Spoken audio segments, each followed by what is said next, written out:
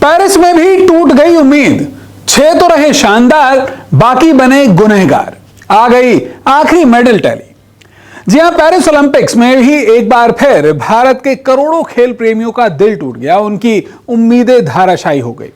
और इसके पीछे की बड़ी वजह रहा पेरिस ओलंपिक्स में भारत की उम्मीदों का निराशाजनक प्रदर्शन, क्योंकि एक लंबे चौड़े कंटिंजेंट के साथ जैसे भारतीय एथलीट्स पेरिस ओलंपिक्स गए थे, मेडल टैली में वो वैसा प्रदर्शन नहीं दिखा पाए। काफी करीब तक कुछ भारतीय एथलीट्स पहुंचे, लेकिन मेडल टैली में उनका नाम नदारद रहा। नतीजा यह है कि जो फाइनल मेडल टैली आई है उसमें भारत को एक शर्मनाक पोजीशन हासिल हुई है।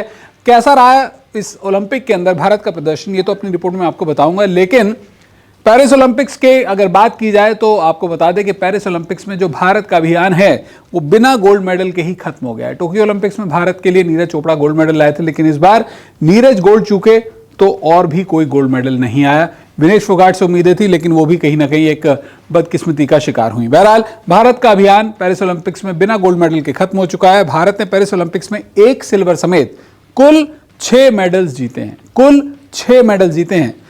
मेडल टैली में बिना गोल्ड के भारत की जो पोजीशन है वो 71वें नंबर पर रही है, यानी टॉप 70 कंट्रीज में भी भारत जो है अपनी जगह नहीं बना पाया। अच्छे प्रदर्शन देखने को मिले, लेकिन जो मेडल में अंत में जो पोजीशन काउंट होती है वो आपकी 71वीं रही है। अरशद नदीम ने पाकिस्तान को गोल्ड मेडल दिलाया और इस पेरिस ओलंपिक्स में एक इकलौता मेडल पाकिस्तान को वही मिला है। उसकी बदौलत मेडल टैली में पाकिस्तान 62वें नंबर पर है। भारत से भी ऊपर उसकी पोजीशन है उस एक गोल्ड मेडल की बदौलत। अगर भारत ने गोल्ड मेडल जीता होता तो भारत के लिए काफी ज्यादा अच्छा होता, लेकिन ऐसा नहीं हो पाया। मेडल टैली में जो बिना गोल्ड के भारत 71वें पोजीशन पर रहा है।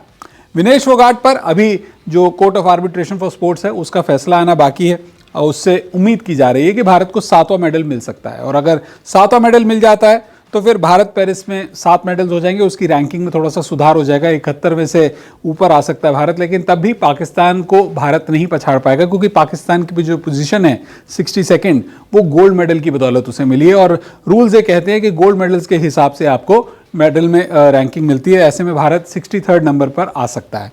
बहरहाल ओवरऑल जो मेडल टैली की अब जो स्थिति दिख रही है 11 अगस्त की सुबह तक, वो हम आपको दिखा दें।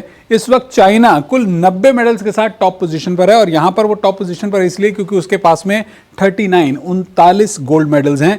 और यूएसए जो है वो दूसरी पोजीशन पर है, हालांकि उसके पास में ओवरऑल मेडल ज्यादा है 122, लेकिन 38 गोल्ड मेडल की बदौलत अमेरिका दूसरी पोजीशन पर है। चाइना की ओवरऑल बात करें तो 39 गोल्ड, 27 सिल्वर, 24 ब्रॉन्ज हैं।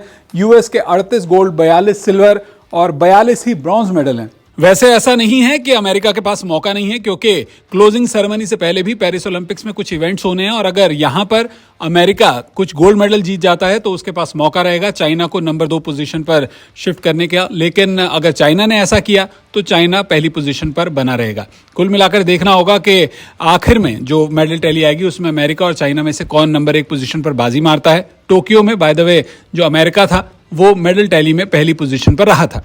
ऑस्ट्रेलिया तीसरी पोजीशन पर है, 18 गोल्ड, 18 सिल्वर, 14 ब्रॉन्ज के साथ में कुल 50 मेडल ऑस्ट्रेलिया के हैं।